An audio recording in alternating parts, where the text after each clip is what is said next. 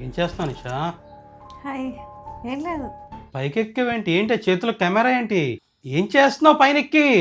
అది మొన్న లయ వచ్చారు కదా, ఆ, నాకేదో చెప్పారు, అందుకే కెమెరా సెట్ ఏం చెప్పారు? నిషా, మీ ఆయనకి సింగిలా డబలా? మీరు దేని గురించి మాట్లాడుతున్నారు? అదే ఇన్కమ్, సైడ్ ఇన్కమ్ ఏమైనా ఉందా? సైడ్ ఇన్కమ్ ఏం లేదు, కానీ తన ఇన్కమ్లో నేను కొంచెం సైడ్ చేస్తూ ఉంటా. మంచి మంచి కట్టుబాట్లు సార్.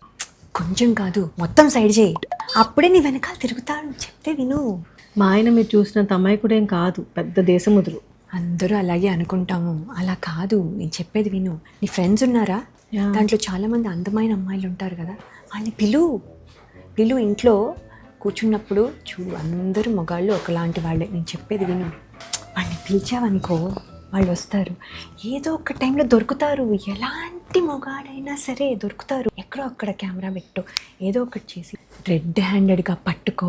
ఇంకా జీవితాంతాన్ని వెనకాలే అలా గ్రిప్పులో పెట్టుకోవాలి. నేను చూడు, ఈ మాత్రం హింట్ ఇస్తే చాలు, చెల్లరగిపోతారు అంతే. నీకు పిచ్చే ఉందా?